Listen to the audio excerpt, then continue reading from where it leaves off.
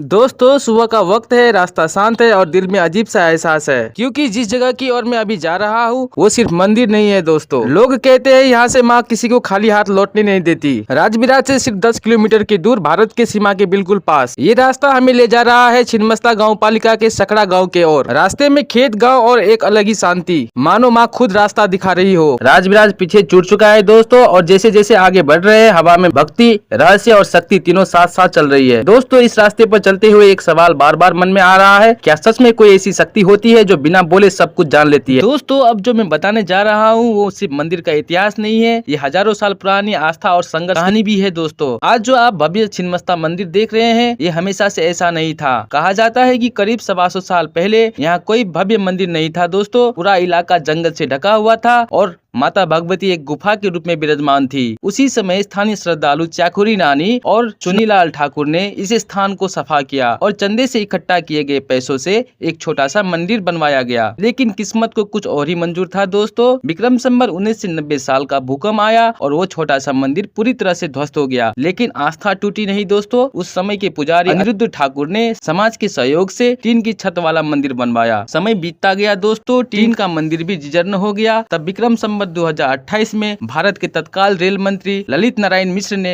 यहाँ पक्का मंदिर और साथ ही 3 कमरे की धर्मशाला बनवाने में सहयोग किया। इसी से इस मंदिर को एक नई पहचान मिली दोस्तों। लेकिन दोस्तों जो भव्यता आज आप देख रहे हैं वो विक्रम संवत 2044 में नेपाल के तत्कालीन राजा विपांच वीरेंद्र वीर विक्रम शाहदेव ने मां छिन्नमस्ता के लिए 5 लाख रुपए की दान किए। इसी दान के पैसे से पेगोडे शैली का यह भव्य मंदिर तैयार हुआ जो आज भी पूरी शान से खड़ा है। इतिहास और किंवदंतियों के अनुसार यह मूर्ति शक्र सिंह देव द्वारा स्थापित की गई थी दोस्तों। वे सिमरौनगढ़ के राजा थे और उन्होंने अपनी कुलदेवी के रूप में शक्रेश्वरी भगवती की स्थापना की। लेकिन मूर्ति का शीर्ष भाग नहीं होने के कारण समय के साथ साथ इसे छिन्नमस्ता भगवती कहा जाने लगा। इतिहासकार हरिकांत लाल दास के अनुसार सन 1328 में यगासुद्दीन तुगलक के आक्रमण में सिमरौनगढ़ ध्वस्त हुआ था। उसी आक्रमण में यह मूर्ति भी टूट गई, जिसे बाद में 3 टुकड़ों को जोड़कर स्थापित किया गया। आज भी अगर ध्यान से देखें तो मूर्ति उस इतिहास की गवाह देती है दोस्तों। विक्रम संवत 1994 में तिलाठी निवासी ज्योतिषी योगनंदन मिश्र ने यह अष्ट धातु का विशाल घंटा मंदिर में चढ़ाया था। इस पर लिखा है शक्रेश्वरी और महेश मर्दनी। ये बात साबित करती है दोस्तों कि यह मंदिर सिर्फ आस्था नहीं, इतिहास का जीवित प्रमाण है। आज ये मंदिर नेपाल और भारत दोनों के श्रद्धालुओं के लिए मनोकामना पूर्ण करने वाला शक्तिपीठ बन चुका है दोस्तों। दशहरे में हजारों नहीं लाखों कदम यहाँ आकर रुकते हैं। दोस्तों अब मैं जो कथा बताने जा रहा हूँ यह शास्त्रों से ज्यादा यहाँ के बुजुर्गों की जुबानी चली आ रही लोक कथा है दोस्तों। कहा जाता है बहुत पहले जब यह इलाका पूरा जंगल हुआ करता था तब यहाँ रात के समय अजीब घटनाएं होती थी। ग्रामीणों का कहना है कि अमावस्या की रात इस जगह से तेज रोशनी दिखाई देती थी और कभी कभी घुंघरू जैसी आवाज सुनाई देती थी। लोग डर के मारे इस रास्ते से गुजरना छोड़ देते थे।